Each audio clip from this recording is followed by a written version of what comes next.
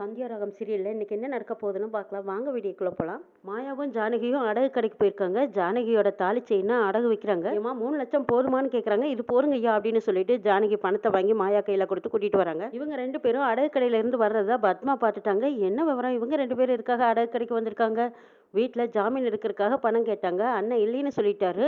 அப்போ இங்கே எதுக்கு வந்திருப்பாங்க, போய் என்ன ஏதுன்னு விவரம் தெரிஞ்சுக்கணுன்ட்டு பத்மா அந்த கடைக்குள்ள போகிறாங்க. ஏங்க இப்போ 2 பேரும் வந்துட்டு போனாங்கல்ல, அவங்க எதுக்காக வந்தாங்கன்னு கேட்குறாங்க. அவங்களா நகை தாலி செயினை வச்சு பணம் வாங்கிட்டு போகிறாங்கம்மா அப்படின்னு சொன்னதும், ஓ அப்படியா விவரம் அப்படின்னு நினச்சிக்கிட்டு பத்மா அங்கேருந்து வெகு வேகமாக போகிறாங்க. அண்ணா கதிரை ஜாமீனில் எடுக்க வேண்டாம்னு சொல்லி இருந்தோம், அப்பவும் தாலி செயினை வச்சு அந்த கதிரை ஜாமீன்லேருந்து எடுக்கிறதுக்காக நீங்கள் பணம் வாங்கிட்டு போகிறீங்களா, இருங்க இன்னைக்கு உங்களுக்கு இருக்குது அப்படின்னு நினச்சிக்கிட்டு பத்மா வீட்டுக்கு போனதும், அம்மா அம்மா அம்மா எல்லாரும் வாங்க வாங்கன்னு சத்தம் போடுறாங்க. சிவா இங்கே வா அப்படின்னு சொன்னதுமே சிவாவும் வராங்க, ரகுராமும் வராங்க. என்ன என்ன பத்மா, ஏன் இப்படி சத்தம் போட்டு கூப்பிடுற அப்படின்னு கேட்குறாங்க. அண்ணி என்ன காரியம் பண்ணியிருக்காங்க தெரியுமா, அண்ணி மோதிரமோ செயினோ அடகு வைக்கல, தாலி செயினை அடகு வச்சு பணம் வாங்கிட்டு வந்து அந்த கதிரை ஜாமீனில் கூட்டிட்டு வரக்காக பணம் ரெடி பண்ணியிருக்காங்க. பத்மா தெரிஞ்சுதான் சொல்றியா, தாலி செயினையும் அடகு வச்சா அப்படின்னு கேட்குறாங்க பாட்டி. ஆமாம்மா, நான் அடகு கடையில் போய் விசாரிச்சுட்டு தானே வரேங்கிறாங்க. அப்படியா அப்படின்னு திரும்பி பார்க்கும்போது ஜானகியும் மாயாவும் வந்துட்டு இருக்காங்க.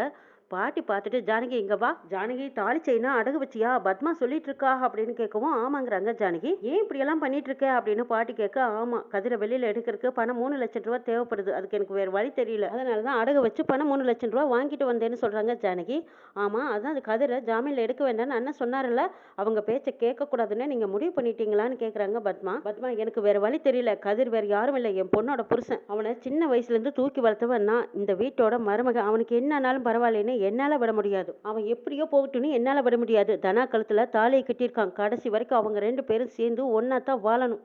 ரகுராமுக்கு சரியான கோவம் வருது. ஜானகிக்கு நேருக்கு நேராக பேச முடியலனாலும், அப்போ என் வார்த்தைக்கு மரியாதையே இல்லையா, இன்னும் எத்தனை தடவை தான் என்னை இப்படியே அவமானப்படுத்துவீங்கன்னு கேட்குறாங்க. இப்படியே அவமானப்படுறதுக்கு என்னால் விட முடியாதுங்க, கதிர் இந்த வீட்டோட மருமகங்கிறாங்க ஜானகி. அப்போ தாலி செயினை விட என்னை விட அந்த கதிர் முக்கியமாக போயிட்டல. அண்ணே அண்ணி அந்த அர்த்தத்தில் சொல்லலை, என்ன இருந்தாலும் இந்த ஊரை பொறுத்த வரைக்கும் நம்ம வீட்டோட மானம் மரியாதை கௌரவம் இதெல்லாம் போயிடக்கூடாதுன்னு தான் இந்த அளவுக்கு போராடிட்டு இருக்காங்க. பத்மா சொல்றாங்க, டே சிவா, அவன் இந்த வீட்டோட மருமகனா யாருமே ஏற்றுக்கல, அவன் எக்கட கெட்ட நமக்கு என்னடா, எப்படியோ போயிட்டு போறான், விட்டுற வேண்டியதானுங்க பார்வதியும். பார்வதி என்னடி பேசிட்டு இருக்க, கதிர் நிஜமாலுமே தப்பு பண்ணலைன்னா அப்ப என்னடி பண்ணுவ, எல்லாரும் கொஞ்ச நேரம் வாய் மூடிக்கிட்டு பேசாம அமைதியா இருங்கிறாங்க சிவராமன். அண்ணே கதிர் தப்பே பண்ணியிருந்தாலும் அவனை எப்படி அப்படி விட முடியும், தனாவோட புருஷனால வாங்குறாங்க சிவராமன். சிவா அவன் பேர்ல தப்பில்லாமையா போலீஸ் வந்து அவனை தேடிக்கிட்டு வந்து அரெஸ்ட் பண்ணிட்டு போயிருக்காங்க. 2 நாளைக்கு முன்னாடி அந்த கார்த்தி பையில அடிச்சிருக்கான், யார் கண்டா இவனே அடிச்சு கொன்னாலும் கொன்னிருப்பான் அப்படின்னு பத்மா சொல்லிட்டு இருக்கும்போது ஜானகிக்கு சரியான கோவம் வருது. வாய மூடு பத்மா, கதிரை பத்தி உனக்கு தெரியாதா, சின்ன வயசுல இருந்து நீயும் பாத்துக்கிட்டு தானே இருக்க, வாய்க்கு வந்தபடி எல்லாம் எது இருந்தாலும் பேசாத. அண்ணி அவனுக்காக தாலி செயினை அடமானம் வச்சு பணம் வாங்கியிருக்கீங்களே, இது உங்களுக்கு அசிங்கமா தெரியலையான்னு கேட்குறாங்க பத்மா. ஆமா ரகுராம் பொண்டாட்டி மற்றவங்க கிட்ட போய் கடன் கேட்டு நின்று இருந்தா தான் ரகுராமுக்கு அசிங்கம், மற்றவங்க கிட்ட போய் கையேந்தி கடன் கேட்டு நிற்க மாட்டேன். என் புருஷன் கட்டின தாலி தானே என் பொண்ணை தாலி காப்பாத்துறதுக்கு நான் அடகு வச்சிருக்கேன், அதுல எந்த தப்பும் இல்லைன்னு கிளியரா சொல்லிடுறாங்க ஜானகி. எல்லாருமே அவங்கவுங்க இஷ்டத்துக்கு இருக்கிறதுனால தான் நான் எந்த விஷயத்திலையுமே தலையிடுறது இல்லை, தாலி செயினை அடமானம் வைக்கும் போது வீட்டில் யாருக்கிட்டையாவது கேட்டிருக்கணும் இல்லைங்கிறாங்க ரகுராம். அண்ணே அண்ணி தனாவோட வாழ்க்கை நல்லா இருக்கணும்னு தானே இந்த மாதிரி பண்ணியிருக்காங்கன்னு சிவராமன் ஜானகிக்கு சப்போர்ட் பண்ணனதும் ரகுராம் முறைச்சிட்டு போறாங்க. மாயா வக்கீல கூட்டிக்கிட்டு போலீஸ் ஸ்டேஷன் போறாங்க. இந்தாங்க கதிர் பேர்ல ஜாமீன் வாங்கியாச்சு, கதிரை வெளியில விடுங்கன்னு வக்கீல் சொல்றாங்க.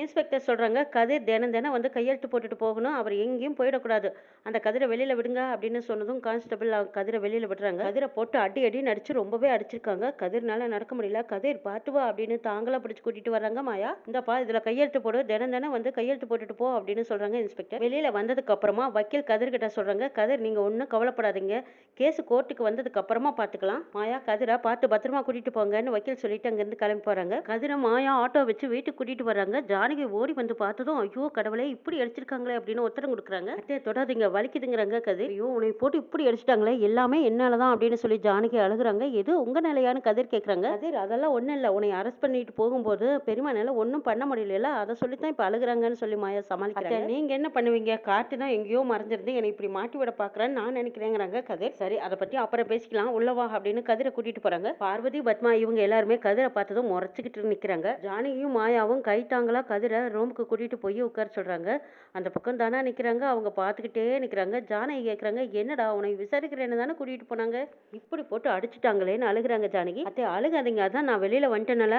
ஆமா மாயா சொன்னா என்னை வெளியில எடுக்கிறதுக்காக நீங்க தாலி செயினை அடகு வச்சிருக்கீங்களாமே. டேய் நீ இப்ப எனக்கு மருமகனா மட்டும் இல்லடா, நான் உன்னை சொந்த மகனா தாண்டா பார்த்துட்டு இருக்கேன். உனக்கு என்ன ஆனாலும் பரவாயில்லைன்னு நான் எப்படிடா விட முடியும்? ஏ கதிர், இந்த விஷயத்தை பொறுத்த வரைக்கும் நான் உனக்கு கூடவே சப்போர்ட்டா இருப்பேன் சரியா? உனக்கு என்ன ஆனாலும் பரவாயில்லைன்னு நான் விட முடியாது.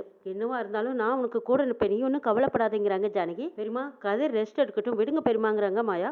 ஜானகி தனாவை கூப்பிட்டு பார்த்துக்கொடி அப்படின்னு சொல்லிட்டு வெளியில வராங்க. ஜானகி அழுதுகிட்டே ஒரு ரூமுக்குள்ள வந்து, பாத்தியா மாயா, நான் செஞ்ச தப்புக்கு அவன் எதுக்கு இந்த தண்டனை அனுபவிக்கணும்? எப்படியெல்லாம் கதிரை போட்டு அடிச்சிருக்காங்க பாரு மாயான்னு அழுகுறாங்க ஜானகி. மாயா பாக்குறதுக்கு பாவமா இருக்கு, நான் போய் போலீஸ்ல சொல்லிடுறேங்கிறாங்க ஜானகி. ஐயோ பெரியமா, நீங்க எந்த ஒரு இதுவும் அவசரப்பட்டு செஞ்சிடாதீங்க. போலீஸ்ல எல்லாம் எந்த ஒரு எவிடன்ஸும் கிடைக்காது. கதிர் இந்த விஷயத்தை பொறுத்த வரைக்கும் மாட்டிக்கவே மாட்டான், எந்த ஒரு எவிடன்ஸும் கிடையாது. நீங்க கொஞ்சம் பேசாம அமைதியா இருங்கன்னு சொல்லி பாக்குறாங்க மாயா. அதுக்காக எத்தனை நாளைக்கு இந்த உண்மையை மறைக்க முடியும்? ஒவ்வொரு நாளும் என்னால செத்துக்கிட்டே இருக்க முடியாது மாயா, உண்மையை சொல்லிடுறேங்கிறாங்க. இதை எத்தனை நாளைக்கு மறைக்க முடியும்? இப்பதான் போலீஸ் தேட ஆரம்பிச்சிட்டாங்க, அவங்களா கண்டுபிடிக்கிறதுக்கு முன்னாடி நம்மளே போய் சரண்டர் ஆகதான் நல்லதுங்கிறாங்க ஜானகி. தெரியுமா, அந்த கார்த்திக் காணாத போனவனாவே போகட்டும், இப்ப கதிர் வந்துட்டான், இனிமே அவனுக்கு எந்த பிரச்சனையும் இல்லை, நீங்க ஒன்றும் பயப்படாதீங்க, எதுவா இருந்தாலும் நான் பாத்துக்கிறேன் பெரியமா, நீங்க கவலைப்படாதீங்க, பேசாம ரெஸ்ட் எடுங்கன்னு சொல்றாங்க மாயா. பத்மா கிட்ட பார்வதி வந்து கேக்குறாங்க, திரும்பவும் இவனை எங்க கூட்டிட்டு வந்திருக்காங்க?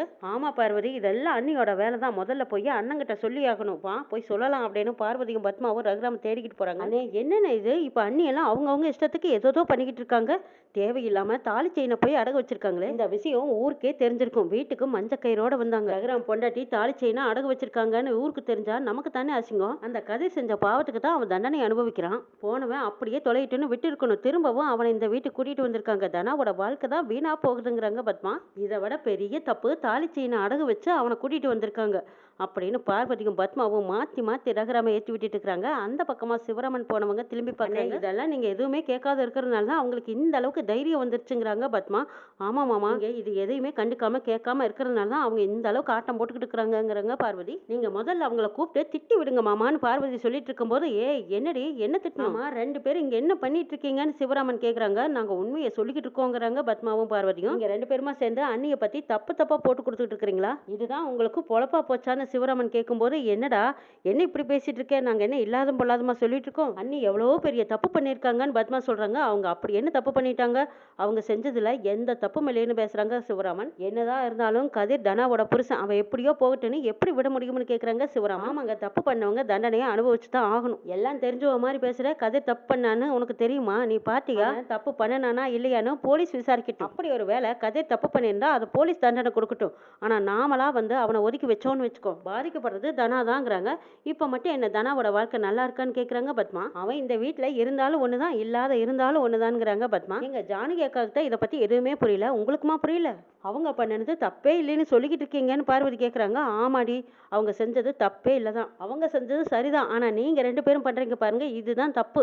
அண்ணங்கிட்ட வந்து இல்லாதும் பொல்லாதும் சொல்லி கொடுத்துட்டு இருக்கிறீங்க, முதல்ல உங்க வேலை என்னமோ அதை போய் பாருங்க, போங்க வெளியில அப்படிங்கிறாங்க சிவராமன். சிவராமா, என்னடா ஒன்னும் புரியாம நீ எங்களை பார்த்து ஓவரா கத்திட்டு இருக்க, அண்ணினால இன்னும் இந்த வீட்டுக்கு என்னெல்லாம் பிரச்சனை வரப்போகுதுன்னு நீயே பாரு, அப்ப புரியும் நாங்க ஏன் இவ்வளவு தூரம் சொல்லிட்டு இருக்கோன்னு. நீ வா பார்வதி, நம்ம போலாம் அப்படின்னு பார்வதியும் பத்மாவும் அந்த ரூமை விட்டு போறாங்க. அண்ணி செஞ்சது எதுவுமே தப்பு இல்லை, நீங்க தப்பா புரிஞ்சுக்காதீங்கன்னு சிவராமன் சொல்றாங்க. சிவா, யாருக்காகவும் யாரும் சப்போர்ட் பண்ணாதீங்க, யாருக்கு என்ன தோணுதோ அதை செய்யுங்க, இனிமே இந்த வீட்டுல எனக்குன்னு எந்த ஒரு மரியாதையும் இல்லைன்னு தெரிஞ்சு போச்சு, இதுக்கப்புறமும் இதை பத்தி பேச வேண்டாம்னு சொல்றாங்க ரகுராம்.